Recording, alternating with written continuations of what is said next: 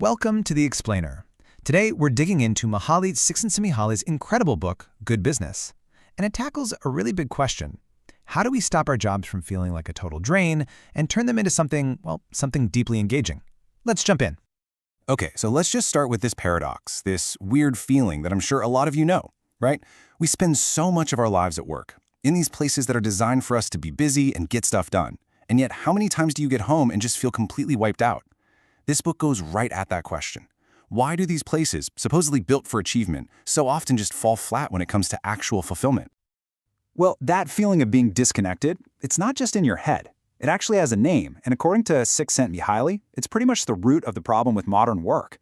What he's saying is that a ton of workplaces are just so laser-focused on the bottom line that they completely forget about, us. They ignore our basic psychological needs. And he gives the state a name, psychic entropy. It's a great term. Think of it like mental static, That noise in your head when you're being pulled in 10 different directions at once. Or maybe you're totally overwhelmed because a task is just way too hard, or you're bored out of your mind because it's way too easy. Either way, it's this huge drain on the one thing we can't get more of, our attention. Okay, but what if there's an antidote to all that static? What if, and this is the big idea, what if work, the very place that causes all this stress and boredom, could actually be the perfect place to find, a peak state of real engagement and even joy? Well, that's the powerful solution at the very heart of this book. It's a state he calls flow. And I'm willing to bet you felt this before. You know that feeling when you're just so completely absorbed in what you're doing that hours just melt away, time just disappears, and the work itself, it's just plain rewarding. It's the total opposite of that psychic entropy we were talking about. It's like your brain is perfectly organized, totally focused. And here's the thing, flow isn't just some vague, happy feeling. Nope. It has really specific, concrete characteristics. When you're in the zone, right, you know exactly what you're trying to do. The goals are crystal clear.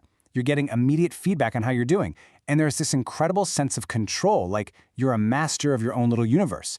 The activity itself is the reward. Mihaly has a great word for this, autotelic. So that leads to the big question, right? How do we actually get more of this flow in our lives? It's not magic. It doesn't just happen by accident. Turns out it only happens when a few key conditions are met. And the cool thing is, it's like a blueprint that pretty much anyone can follow.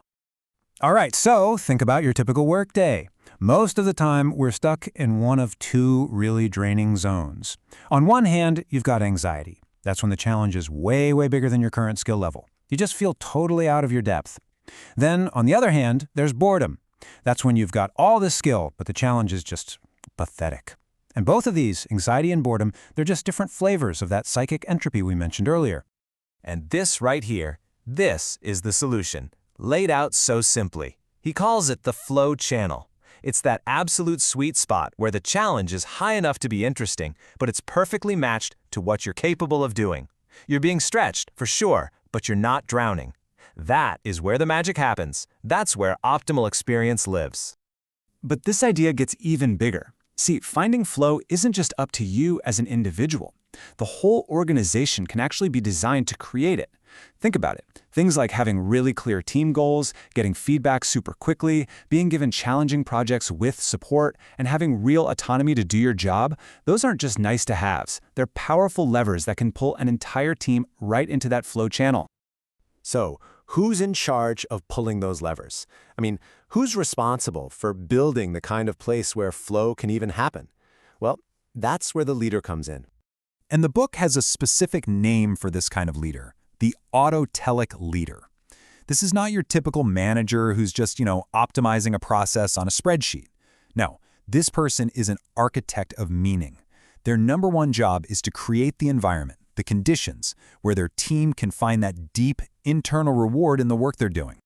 And these leaders, they have a playbook. It's super clear. First, they make the why totally obvious. They set challenges that push people right to the edge of their abilities. They build those fast feedback loops we talked about, and they give their people real autonomy. And this last one is so important. They fiercely protect their team's attention. They create the space for that deep, focused work that flow absolutely depends on. So what happens when a leader actually pulls all this off? Well, the result isn't just a more productive company. It's something much bigger. It's what the book calls a good business. So what is a good business? It's basically an organization that's running on a dual mission. Of course, it knows that profit is essential. You got to keep the lights on. But it also gets that its real purpose is to be an engine for human flourishing. It actually aligns its money goals with our deep-seated need for meaning, for growth, for flow.